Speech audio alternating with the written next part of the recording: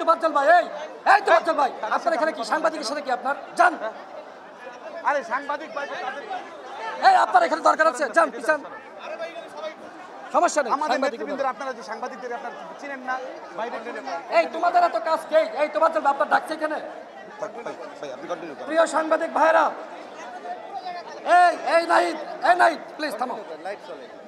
প্রিয় সাংবাদিক ভাইরা, আপনারা জানেন গতকাল ঠিক এই জায়গায় আমরা যেখানে দাঁড়িয়ে আছি, গণ অধিকার পরিষদের কেন্দ্রীয় কার্যালয়, ঠিক এইখানে আমরা সাংবাদিক সম্মেলন যখন শুরু করতে যাচ্ছিলাম, তার ঠিক আগ মুহূর্তে সেনাবাহিনী এবং পুলিশ যৌথভাবে আমাদের উপরে হামলা করে।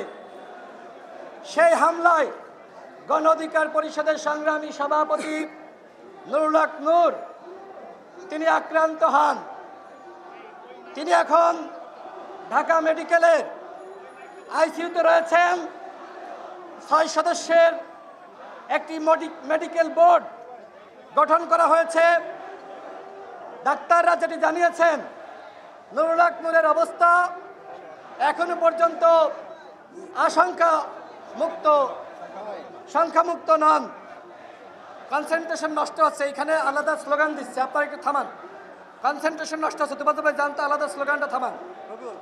বারবার বলার পরেও একই কাজ করতেছে। যান, আপনি যান, সমস্যা নেই। সংগ্রামী সাথী বন্ধুগণ, আপনারা জানেন গতকাল কিভাবে ঠিক আমি যেখানে কথা বলছি দাঁড়িয়ে, এই জায়গায় রাত 9:45টার দিকে সেনাবাহিনী এবং পুলিশ যৌথভাবে আমাদের নেতাকর্মীদের উপর হামলা করে। সেই হামলায় আমাদের অসংখ্য নেতাকর্মী আহত হয়েছে। গণ অধিকার পরিষদের সংগ্রামী সভাপতি নুরুল হক নূর সহ আমাদের নেতাকর্মীরা আহত হয়েছেন।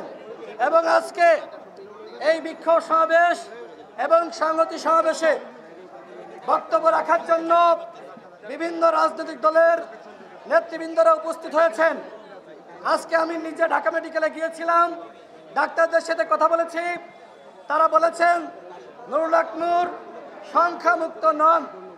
নুরুল হক নূর এখনো পর্যন্ত আইসিইউতে ভর্তি আছেন।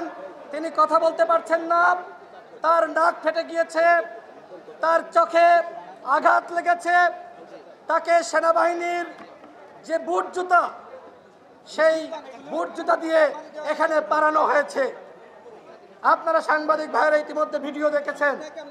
আমাদের কি অন্যায়! আমরা 2018 সাল থেকে এখনো পর্যন্ত সংগ্রাম চালিয়ে যাচ্ছি। আমরা বারবার বলছি রাষ্ট্র সংস্কার করতে হবে, গণহত্যার বিচার করতে হবে, এবং একই সাথে আমরা এই দাবিও করছি বাংলাদেশে আওয়ামী লীগ, জাতীয় পার্টি এবং 14 দলের দোসররা কোনো রাজনীতি করতে পারবে না।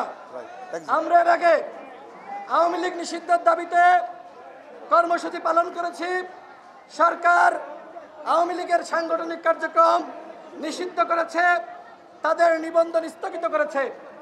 আমরা স্পষ্ট তথ্য পেয়েছি ডিজিএফআই আবারও জাতীয় পার্টিকে বিরোধী দল বানানোর একটি চক্রান্ত করছে, এবং তার ধারাবাহিকতায় আমরা দেখছি জাতীয় পার্টি তারা মিছিল করছে, মিটিং করছে। গতকাল আমাদের নেতাকর্মীদের উপর হামলা করেছে। আজকে নেতৃবৃন্দরা এসেছেন, তারা সংক্ষেপে সংহতি জানাবেন।